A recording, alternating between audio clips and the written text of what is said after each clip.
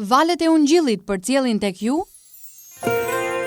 Prekja e Zotit. Një program I përjavshëm nga Dr. Charles Stanley.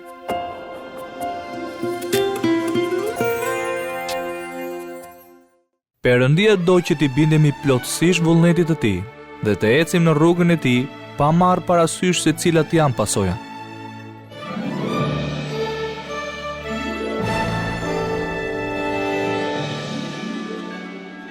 Të nderuar dëgjues, përshëndetje dhe mirë se vini në programin Prekja e Zotit, pjesë e shërbesës mësimore të Dr. Charles Stanley. Çfarë mendoni kur një person përmend fjalën zakon?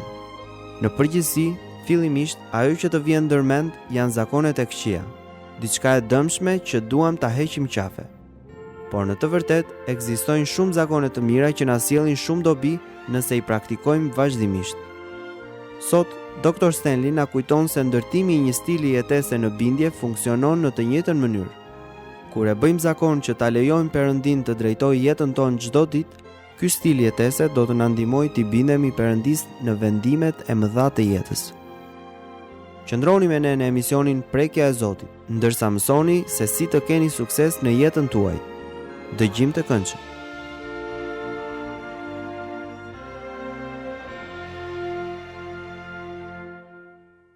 Nuk është gjithmonë e lehtë t'i bindesh Perëndis, por është gjithmonë gjëja më e zgjuar dhe është gjëja më e mirë që duhet të bëjmë.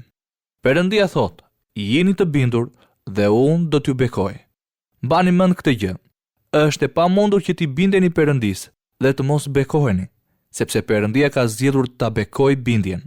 Dhe ne si fëmijët e Tij, teksa mësojmë të ecim në rrugët dhe në vullnetin e Tij, do të bekohemi vazhdimisht.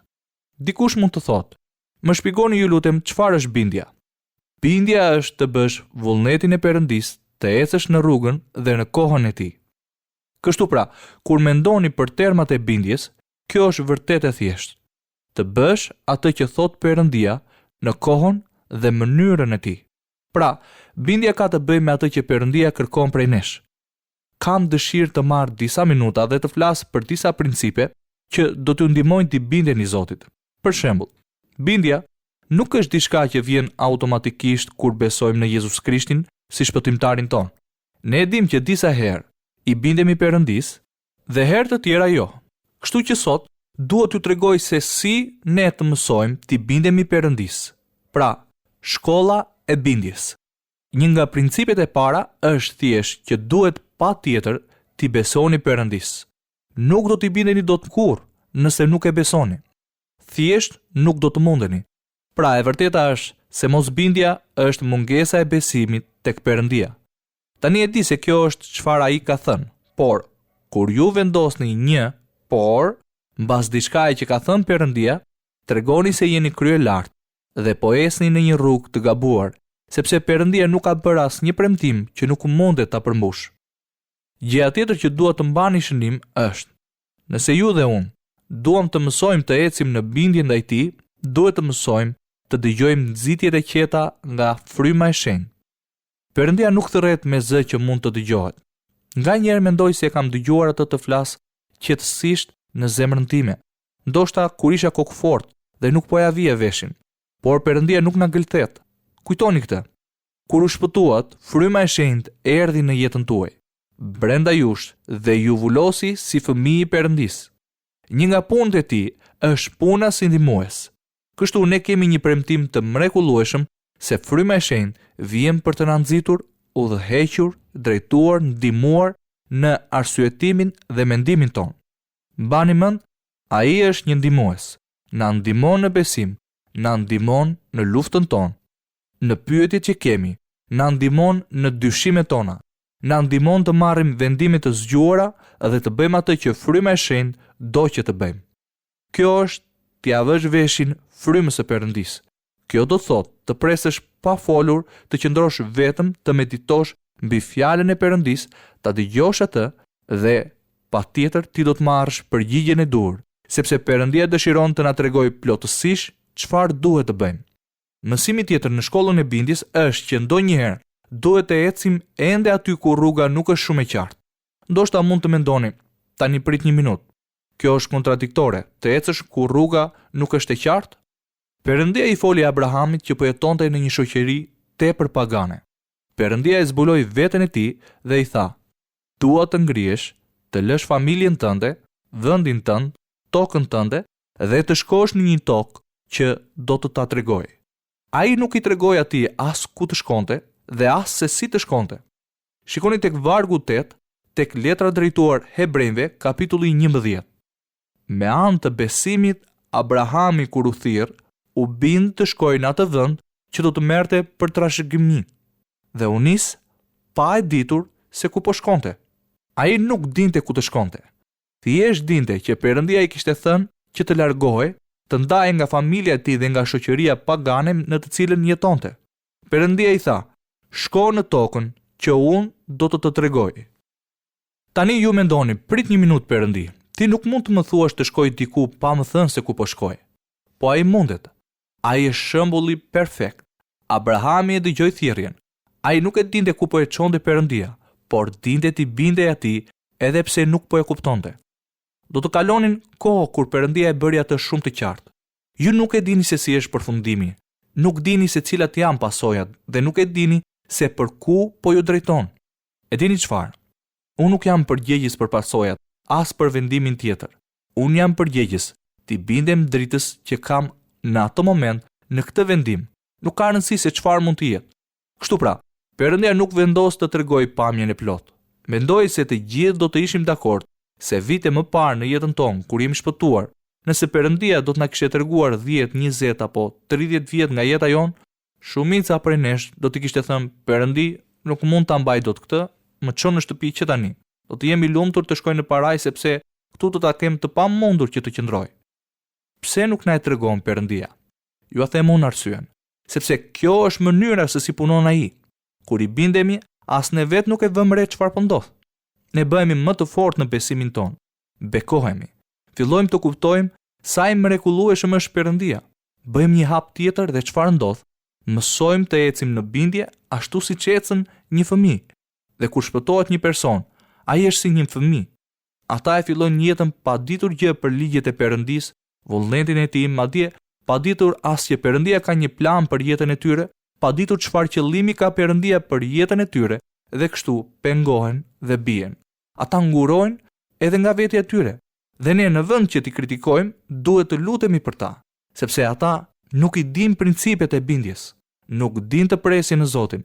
Ata nuk din thelbin se çfarë do të thotë të meditosh mbi fjalën e Perëndisë dhe ta zhbirojnë atë për të ditur mendimin e tij, dhe kështu lëkunden dhe bien.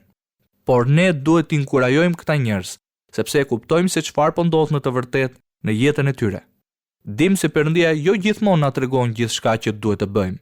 Duhet të mësojmë se shkolla e bindjes është një proces mësimi se si të ecësh me të. Pra, kur ti dhe unë bëjmë një hap bindjeje dhe shohim se çfarë ka bërë Perëndia, ne bëjmë edhe një hap tjetër. Dhe çfarë ndodh? Kur dikush thot për shembull, jeta e krishterë duhet të jetë patjetër një jetë e mërzitshme. Dua të them miku im, nuk ka asgjë të mërzitshme në këtë jetë. Ajo është jeta më emocionuese që një njeri mund të jetojë. Sepse kujtoni këtë, keni rënë në marrëveshje me Perëndin e plot fuqishëm. Keni një marrëdhënie me Perëndin e plot fuqishëm. Keni një lidhje me Perëndin e plot fuqishëm, i cili ka premtuar t'ju mbrojë, dojë, kujdeset për ju, për krah, t'ju jap paqe, gëzim dhe kënaqësi. Ai lejon të vuani, të lëndoheni, lejon fatkeqësi, prova dhe konflikt, por ai premton të jetë me ju në çdo hap të rrugës. E vërteta është se ai ka një plan dhe një qëllim për jetën tuaj. Dhe kjo është të esni në vullnetin e tij, në bindjen para tij, duke e besuar dhe mbështetur tek ai, të prisni në të, të vështroni punën e tij. Kjo është gjëja më emocionuese që ka jeta, sepse ju nuk mund të dështoni kurrë. Mund të lëkundeni dhe të bini, por nuk mund të dështoni në ecjen tuaj, sepse Perëndia është aty për t'ju ndihmuar në çdo moment. Tregoni ndonjë jetë tjetër më të mirë se kjo. Shikoni rreth e rrotull botës dhe mënyrën se si jetojnë. A do ta shkëmbenit një jetë të perëndishme me një jetë mëkatare? Jo, nëse jeni duke jetuar një jetë të perëndishme, nuk do të doni ta bënit një shkëmbim të tillë. Mjafton të shikosh pasojat e jetës në mosbindje. Është e mbushur plot dhimbje, lëndim dhe vuajtje. Mosbindja është shkatërrimi i vetvetes. Pra, kur mendoni për këtë, s'mund të prisni që Perëndia t'ju tregojë gjithë rrugën. Në fillim ju tregon një hap. Ai ka diçka në mendje. Çfarë po bën? Kur ai na tregon një herë një hap, e dini çfarë po bën? Ai po na rrit. Nuk na quan të rritur. Për të ne jemi fëmijë. Perëndia po na mëson t'i besojmë atij, po na mëson t'i bindemi, po na mëson fjalën e tij, na mëson të mbështetemi tek ai. Puna e frymës së shenjtë në zemrën tonë është të na drejtojë. Fryma e shenjtë na mëson si t'i bëjmë ato hapa të mëdha kur në të vërtetë nuk e dim se çfarë po ndodh. Një tjetër princip që dua të kujtoni është ky. Kur ti dhe unë ecim në rrugën e Perëndisë, duhet të jemi të gatshëm të hasim konflikt. Kjo ndodh sepse nuk mund të jetosh në bindje ndaj Perëndisë pa patur konflikt me botën. Mbani mend se jetojmë në një botë të rënë nga lavdia e Perëndisë. Perëndia thot tek letra e 2 drejtuar Timoteut, kapitulli 3, vargu 12. Të gjithë ata që duan të rrojnë me perëndishmëri në Krishtin Jezus do të përndiqen. Mund të prisni të jeni i papëlqyeshëm për dikë. Mund të prisni të keni armiq në jetë nëse jetoni në shenjtëri. Ka për të patur gjithmonë konflikt. Mund të shikoni në shkrim dhe mendoni për të gjithë shenjtorët e Perëndisë se sa konflikte kaluan gjatë gjithë jetës së tyre. Le të lexojmë tek Ungjilli i Lukës, kapitulli 4. Këtu gjejmë një pasazh nga shkrimi që shpesh herë njerëzit nuk e kuptojnë. Dhe nëse dikush që është jo besimtar thotë, si mund të jetë kjo në Bibël? Kjo është një kontradikt me shkrimin. Jezusi tha këtu diçka që sigurisht duket si një kontradikt me vargun ku tha se duhet i duam të gjithë. Kjo nuk është një mospërputhje në fjalën e Perëndisë. Dëgjoni se çfarë thot ai tek Ungjilli i Lukës, kapitulli 14, vargjet 25 deri në 26. Dhe turma të mëdha shkonin me të. Ai u kthye nga ata dhe tha: Nëse ndokush vjen tek unë dhe nuk urren vëllain e vet dhe nënën e vet, gruan dhe fëmijët, vëllezërit dhe motrat, madje dhe jetën e vet, nuk mund të jetë dishepulli im. Ti do të më thuash që Jezusi është pro urrëties? Ai thot duhet të urresh atin dhe nënën tënde, gruan dhe fëmijët e tu, madje dhe vetë jetën tënde. A nuk është kjo një kontradikt e shkrimit? Jo. Por çfarë po përpiqet të thotë ai këtu? Doni të esni në bindje ndaj meje? Të më bindeni do të thotë që unë të jem mbi çdo gjë në jetën tuaj, të kem prioritet mbi ndjenjat dhe dëshirat tuaja, madje të jem edhe mbi të afërmit tuaj. Kur i bindeni Perëndisë së gjallë, do të ndesheni me konflikte. Kur ti bindeni Perëndisë së plot fuqishëm, të afërmit tuaj nuk do t'i kuptojnë. Ai nuk thot që ti urresh, por që prioriteti duhet të jetë që të arrihen për Perëndin. Perëndia thot: ju nuk më doni ose nuk doni ta bëni këtë. Nëse po mësoj bindjen, duhet të jem gati t'i besoj atij dhe t'ia lë të gjitha pasojat atij në dorë. Nëse them jam i gatshëm të pranoj vullnetin e Perëndisë, por nuk do t'i bindem këtë herë pa kuptuar pamjen e plot. Nuk do t'i bindem atij kurrë në të vërtetë. Nëse do të pres derisa të marr pamjen e plot, nuk do të ndodh asgjë.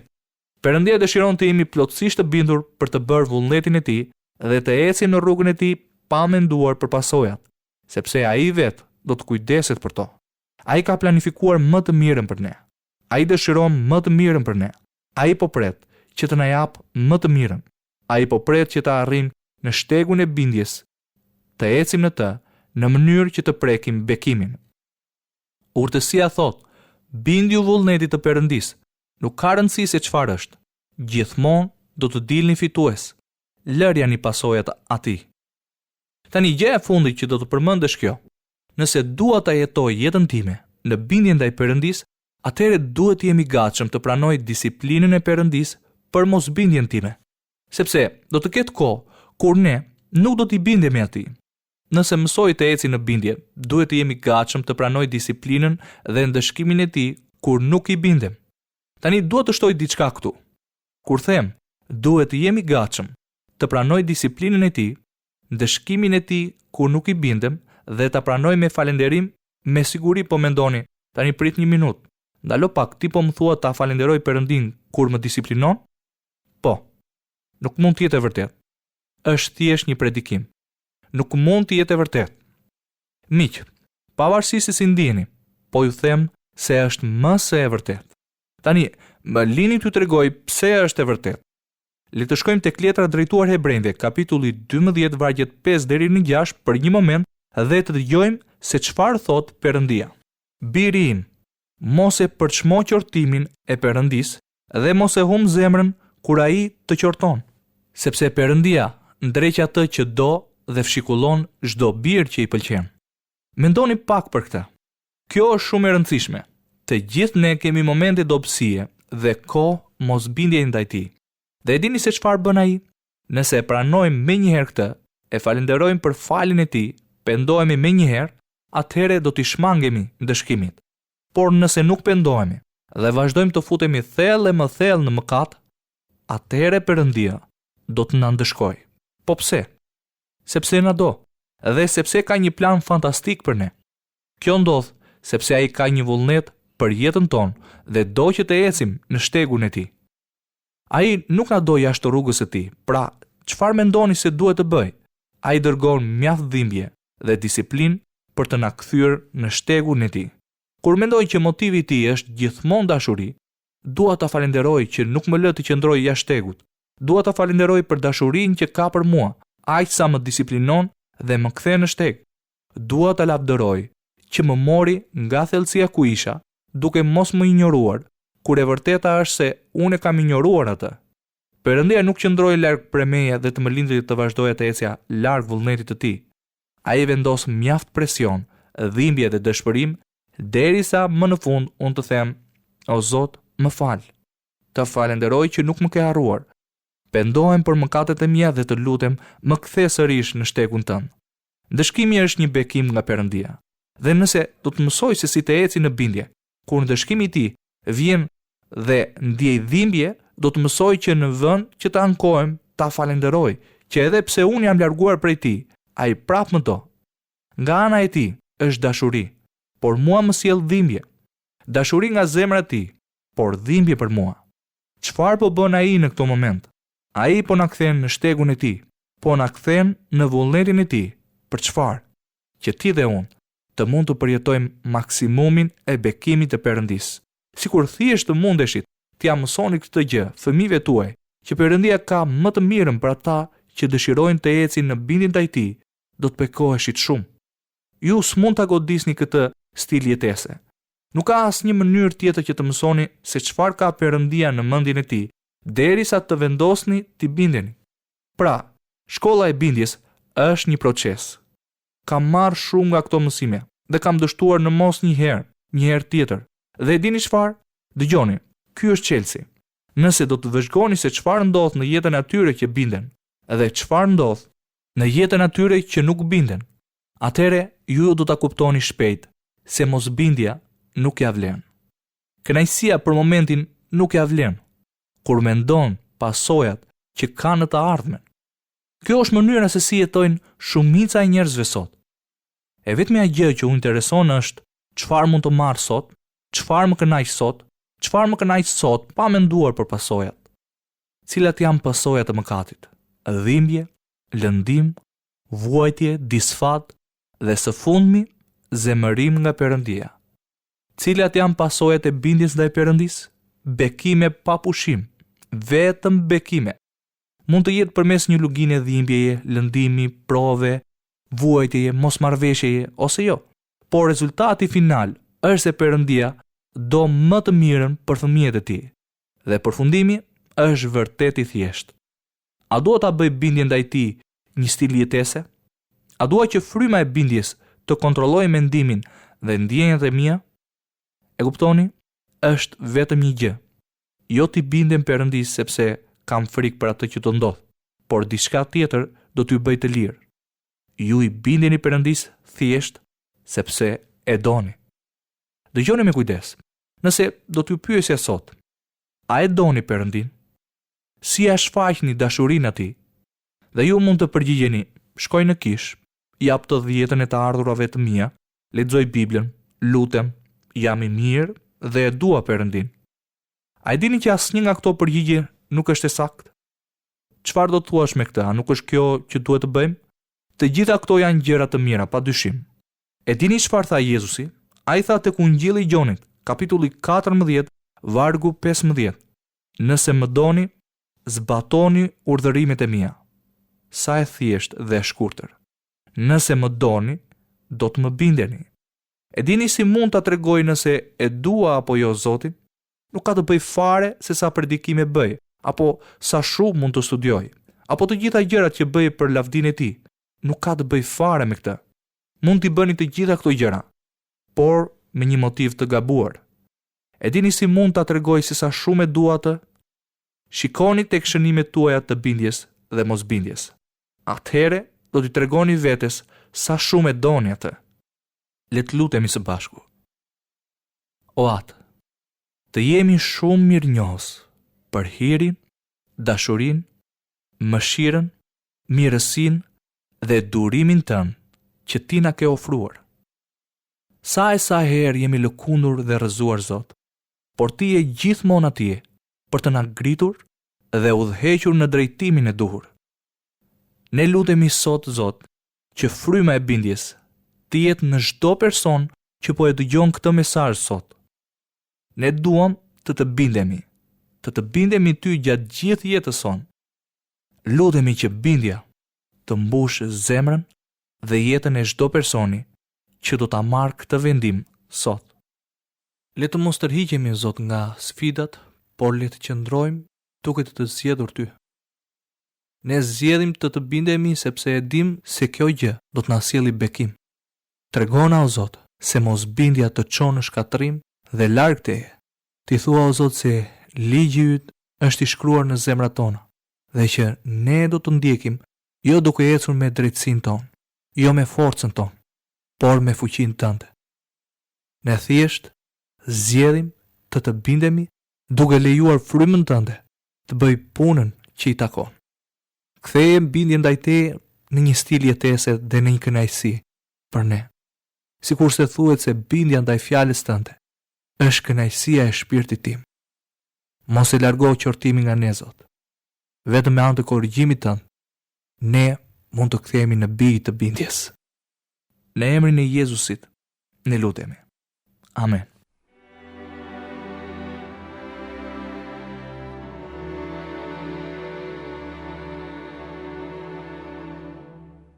Tani çfarë kërkon bindja nga ju? Ndoshta që të shpëtoheni, të bashkoheni me një grup besimtarësh apo të falni një person që ka qenë i padrejtë me ju. Cili do qoftë ky hap bindjeje, Dr. Charles Stanley na nxiti ta bëjmë shpejt dhe më pas të shijojmë bekimin e premtuar të Perëndisë për bindjen. Psalmi 62, vargjet 5 deri në 8, na kujton që duhet të presim për udhëheqjen dhe drejtimin e Perëndisë. Aty thuhet: Shpirti im gjej prehje vetëm te Perëndia, sepse shpresa ime vjen nga ai. Vetëm ai është kështjella ime dhe shpëtimi im. Ai është streha ime e lartë. Unë nuk do të luaj kurrë. Tek Perëndia është shpëtimi im dhe lavdia ime. Kështjella ime fort dhe streha ime janë te Perëndia. Ki besim tek ai vazhdimisht, o popull. Hap zemrën tënde përpara tij. Perëndia është streha jonë.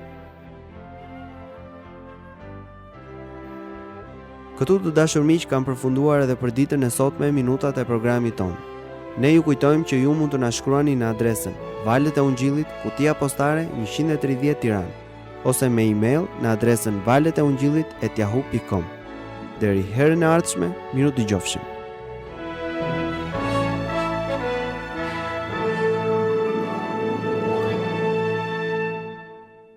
Ndoqët programin Prekja e Zotit. një prodhim i organizatës radiofonike Valët e Ungjillit.